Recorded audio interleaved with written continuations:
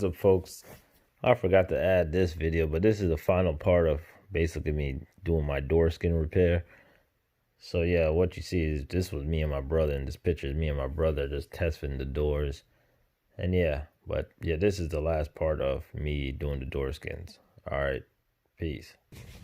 Alright folks, this is part 2 of my cuda door repair. So these are the door skins I got from Carlisle, from Mopar Performance, or the Stephan Performance, I can't remember.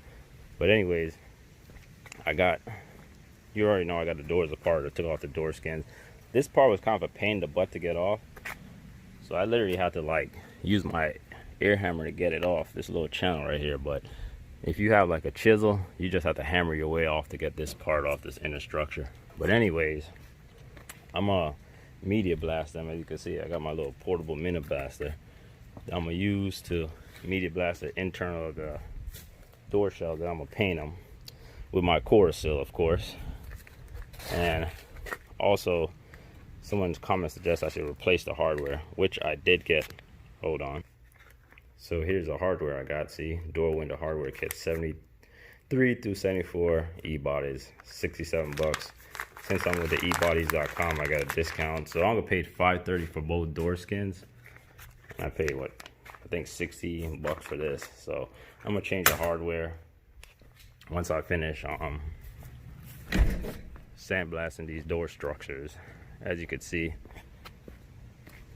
And you could get these little portable ones. They're pretty cheap. I think I got like 30 bucks. Harbor Freight sells, but I got this from Tractor Supply. So you see, I already started some right here. So this is how it looks once you blast it. So I'm just gonna blast the whole door. More to come. Peace. All right, folks. So I've done sandblasted all that I could reach and wire wheeled everything that I can basically reach without messing up anything. And it's pretty good. I might just use my wire wheel up top, but here's the other door. It's all good. I'm using this black diamond abrasive. This is a fine type. But yeah, so now you know what I'm gonna do. Hit it with some core seal, and you'll see that once it's done and dry. All right, more to come. All right, folks. So here's the end result of when I put the core seal on. So I'm just gonna let it sit out here, dry up, and if I see any burn through, basically mean any rust, I'm just gonna go back over it. But it looks like it's pretty good. I don't see too much burn through at all, really. But here it is, getting ready closer to put the door skins on. So more to come. Stay tuned. All right, folks. So now I'm putting the door hardware back together. It was a little confusing because I wasn't too certain on where things go. There's no real pictures. But anyway, let's get to it. So basically, with the kit, I'm reusing my gasket that came with it because there isn't any that came with the kit. But if you didn't have this, you could probably use some type of weather stripping. This is the weather stripping I use for my cuda trunk lid. If I can find the part number. It's a camper top weather strip. So you could basically use this, cut it to the diameter and circle, and then put it on. So what you're gonna have to do here is, there's a little rubber seal that goes in the middle of the bolt. So you put that in, put your original hardware on, and what you're gonna see, if I could get, you're gonna bolt one side right there. Then the top side of this glass, that's where this hardware you see up there, that bolts into the hole of this channel thing right here. That's basically when you turn the regulator on the window, it moves it up. And then those orange stuff I'll show you, hold on. So then this orange stuff is what goes in here. As you can see on my driver's side door, it has broken off. See, the orange stuff is not on there, and that's what goes in this channel to basically make the door go up and down. And you would want to probably put some grease. I'm gonna do that later once I get everything in. I'm gonna put grease on them and in the channel. And there's also going to be this little plastic thing you could use. If your old one is in good condition, you can reuse it. Mine was kind of broken, so I replaced that. That's a tab that goes into that middle hole glass. See that little middle hole glass hole? I don't even know if that makes sense, but yeah, this hole right here basically locks into this channel, and it comes with a bolt. I'm not too sure if I'm missing a washer or not, but I'm gonna figure it out. But once I get there, you will see. All right, more to come. Stay tuned. All right, folks, so this is how basically your glass rebuild hardware should look when you put the new hardware on. So this is the back side of the glass. As you can see, this is the rollers on here. This is the new, I guess the guide or window stopper, both sides. Now this hole that you see is missing is what bolts to the track, and that is this bolt right here.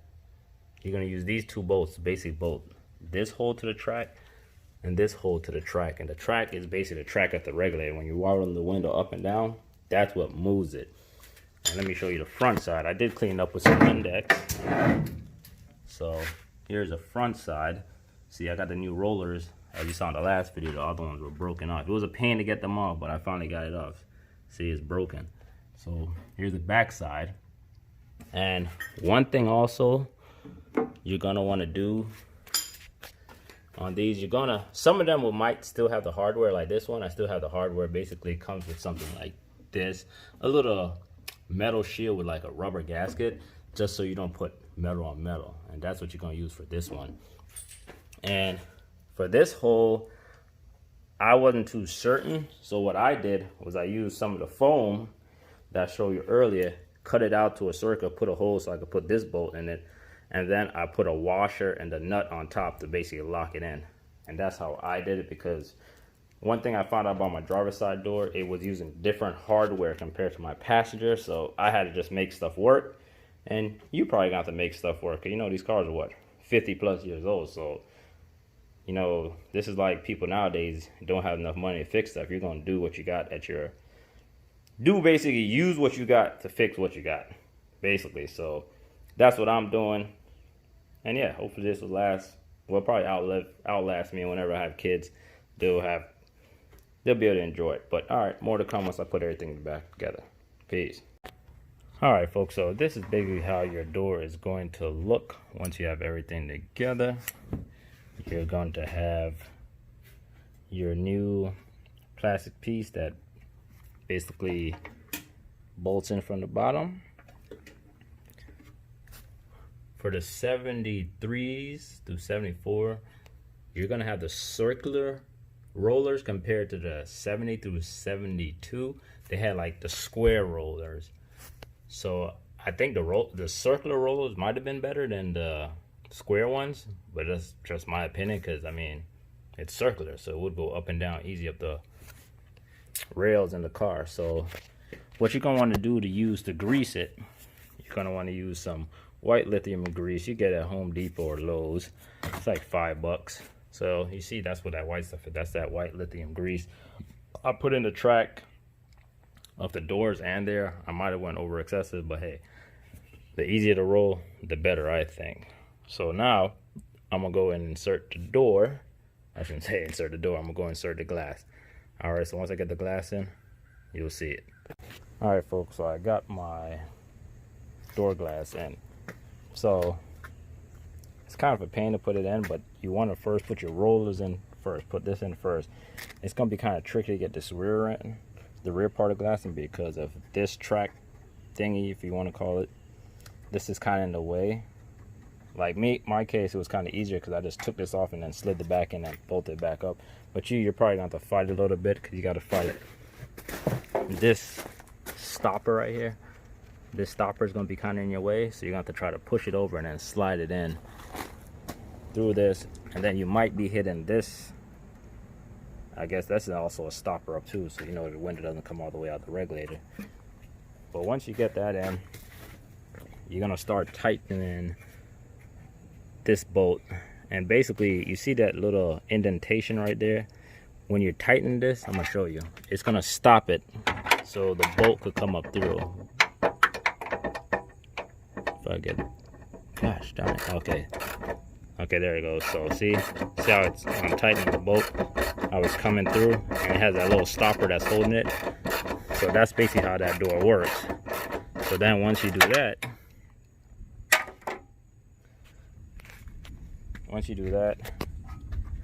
you're gonna put your piece like this. I'm reusing the same gasket, and then you're gonna put your lock nut on just to hold everything in place. And that basically is how you secure the door. and put everything. It's kind of easier because I got my door skin off, but it might be a little bit more troublesome when you have the door skin on, or just doing this from the inside out where you're going in blind. But yeah, that's how you do it. And yeah, not much to it as from what I could see, but I still think the Mustang door regulator has a better design than the Cuda. Some might hate it, but it's just off my personal experience. This is my first time doing this one. I'm like, the design, I mean, I guess it works, but I think the Mustang, how they have the regulator, is like so much easier because everything just bolts here and you're done. But hey, each to his own. So now I'm at to work on putting my door skin on. So more to come. Peace. All right, folks. So now I'm installing the door skin. So basically what I did was I copied the original spot welds. I don't know why it was hard for me to say that. But anyway, I basically copied the original spot weld, and they line up pretty well, as you can see. They're all lined up pretty on point. So then once I do it, I'm going to put it back on. And yes, I am doing it with the glass in. I'm going to do it very carefully so I don't mess the glass up, and I'm going to put stuff around the glass to protect it. So more to come as you see me finish this up. Alright folks, so I banged it down to all that I could bear because I'm getting a headache from banging the corners down, probably pissing off my neighbors too at 7 o'clock. I'm banging, so yeah, I'm probably going to finish this off tomorrow, but it's basically done. I just got to finish banging on the corners around both doors, and when my mask comes in, I can paint this thing and install it on my door. But I'm getting a headache off the banging, so I'm going to stop for today, come back tomorrow, finish it up, and yeah, let me show you how the front looks. Alright, so here it is on.